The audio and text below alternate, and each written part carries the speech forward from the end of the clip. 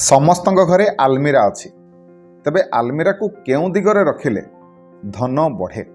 ଆସନ୍ତୁ ଜାଣିବା ଏହି ଭିଡ଼ିଓ ମାଧ୍ୟମରେ। ନମସ୍କାର, ମୁଁ ମନୋଜ ଦାସ, ସ୍ୱାଗତ ଆପଣମାନଙ୍କୁ ଆଜିକାର ଏହି ଭିଡ଼ିଓରେ। ଦେଖନ୍ତୁ, ଆଲମିରା ହେଉଛି ଏମିତି ଏକ ଜାଗା ଯେଉଁଠି ଆମେ ପ୍ରାୟତଃ ସମସ୍ତେ ଟଙ୍କା ପଇସା ରଖନ୍ତି, ନିଜର ସଞ୍ଚିତ ଅର୍ଥ ରଖନ୍ତି, ଧନ ରଖନ୍ତି। ତେଣୁ ଏହି ଆଲମିରାକୁ ଯଦି ସଠିକ୍ ଦିଗରେ ରଖା ନଯାଏ ତାହେଲେ କେଉଁଠି ନା କେଉଁଠି ଆମର ଅଶୁଭ ହୋଇଥାଏ, ଆମର ଧନ ଅଧିକା ଖର୍ଚ୍ଚ ହୋଇଥାଏ, ସଦାସର୍ବଦା କେଉଁଠି ନା କେଉଁଠି ଆପଣମାନେ ଆର୍ଥିକ ସମସ୍ୟା ଦେଇ ଗତି କରନ୍ତି। ତେଣୁ ସଠିକ୍ ଦିଗରେ ଆଲମିରା ରହିବା ନିହାତି ଆବଶ୍ୟକ। ତେବେ ଯେଉଁମାନେ ଆଲମିରାରେ ପଇସା ରଖୁନାହାନ୍ତି, ଅଲଗା ଯେକୌଣସି ଜାଗାରେ ରଖୁଛନ୍ତି, ସେ ଜାଗାଟି ମଧ୍ୟ ସଠିକ୍ ଦିଗରେ ହେବା ଆବଶ୍ୟକ।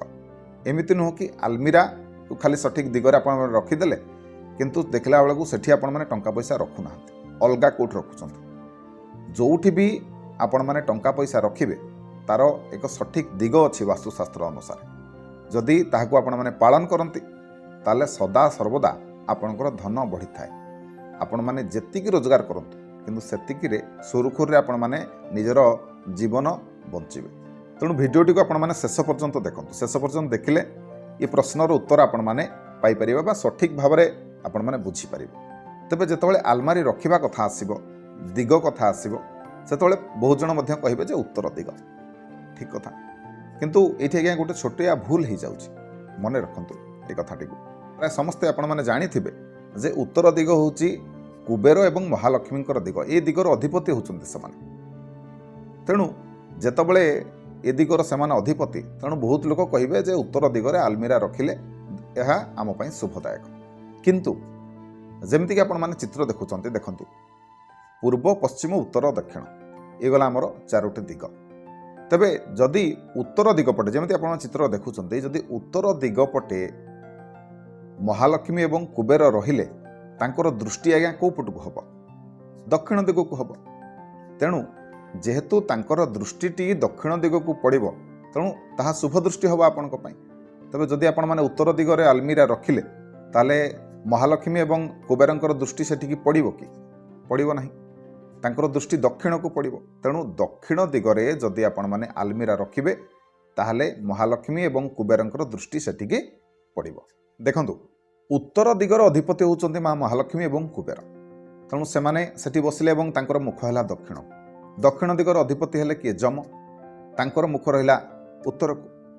ତେଣୁ ଆପଣମାନେ ଯେତେବେଳେ ଆଲମିରା ରଖିବେ ଘରେ, ଆପଣମାନେ ଘରର ଦକ୍ଷିଣ ଦିଗରେ ରଖନ୍ତୁ, ଆପଣଙ୍କର ବେଡ଼ରୁମ୍ର ଦକ୍ଷିଣ ଦିଗରେ ରଖନ୍ତୁ।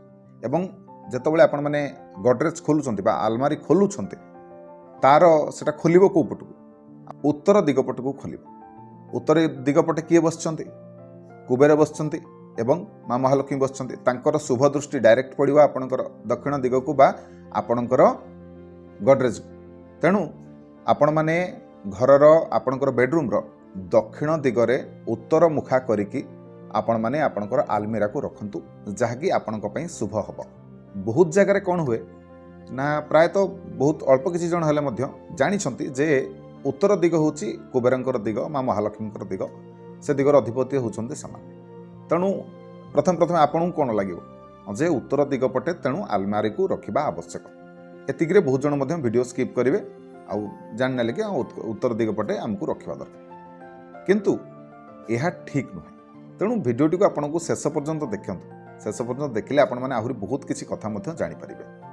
ଯଦି ଆପଣମାନେ ଉତ୍ତର ଦିଗରେ ରଖିଲେ ଆପଣଙ୍କର ଆଲମାରିକୁ, ଯେତେବେଳେ ଆପଣମାନେ ଗଡରେଜ୍ ଖୋଲିବେ ସେତେବେଳେ ଗଡରେଜ୍ର ମୁହଁ କେଉଁ ପଟକୁ ହେବ? ଦକ୍ଷିଣ ଦିଗକୁ ହେବ। ଦକ୍ଷିଣ ଦିଗର ଅଧିପତି ହେଉଛନ୍ତି ଯମ। ତେବେ ଆପଣମାନେ ଯାହା ରଖିଛନ୍ତି, ଟଙ୍କା ପଇସା, ସୁନା ରୂପା ଅଳଙ୍କାର ଯାହା ବି ରଖିଥିବେ, ତା ଉପରେ କାହାର ଦୃଷ୍ଟି ପଡ଼ିବ? ଯମଙ୍କର ଦୃଷ୍ଟି ପଡ଼ିବ। ଏହା ନିହାତି ଭାବରେ ଅଶୁଭ। ତେବେ ନୈಋତ କୋଣ, ଏଇ କୋଣରେ ଆପଣମାନେ ନିଜର ଧନ ସମ୍ପତ୍ତି ଯାହା ବି ରଖିବେ ଏଇ ଦିଗରେ ରଖନ୍ତୁ। ଏଇ ଦିଗରେ ଆପଣମାନେ ନିଜର ଧନ ସମ୍ପତ୍ତି ରଖିଲେ ଧନ ସମ୍ପତ୍ତି ବଢ଼ିଥାଏ। ଯେତିକି ବି ଆପଣଙ୍କର ଆୟ ହେଉ ସେତିକିରେ ଆପଣମାନେ ସୁରୁଖୁରୁରେ ଚଳିବେ।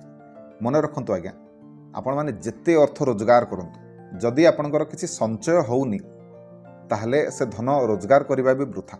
ଯେତେ ରୋଜଗାର କରୁଥିବେ ସେତେ ଖର୍ଚ୍ଚ ହେଉଥିବ। କିଛି ନା କିଛି ଉପାୟରେ ଆପଣଙ୍କର ଖର୍ଚ୍ଚ ବଢ଼ି ଚାଲିଥିବ। ଆପଣମାନେ ଚାହୁଁଥିଲେ ବି ତାକୁ ରୋକ ଲଗାଇ ପାରୁନଥିବେ। ଏମିତି ଯଦି ହୁଏ, ନିହାତି ଭାବରେ ଆପଣମାନେ ସଦାସର୍ବଦା गोटे टेंशन रुहति असंतुष्ट होकर रुहति तेणु धन को जदि आपण मैंने ठीक जगार रखिए ताहले धन मध्य अल्प खर्च हुए बा जेतिकी आवश्यक सेतिकी आपणकर खर्च हम एवं सेविंग्स आपण मैंने करें। तेणु वास्तुशास्त्र रे ए बाबद निहाती भाव में कहुई खाली आपण मैंने ताकू मानिबा दरकार। आपण मैंने जेते भी धन रखतु जदि माँ महालक्ष्मी आपण कल्याण न रहिला कुबेर महाराजंकर आपण आशीष कल्याण न रहिला ताले जेते आपण मैंने अर्थ रोजगार कले भी ताहा वृथा हम खर्चरे चली।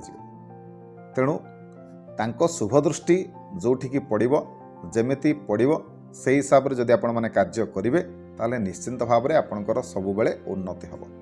तेणु जेतबेले भी आपण मैंने घरे आलमीरा रखिबे से ताकू आपण मैंने दक्षिण दिगरे रखिबे एवं जेमिति खोलिबो उत्तर दिगकू तार मुह हम से निहाती भाव में दृष्टि देवे।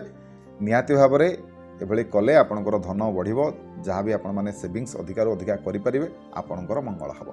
तेज आशा करुँच आजिकार भिडियोटी आपण मानक निश्चिंत किसी ना किसी ज्ञान दे पार्थिव।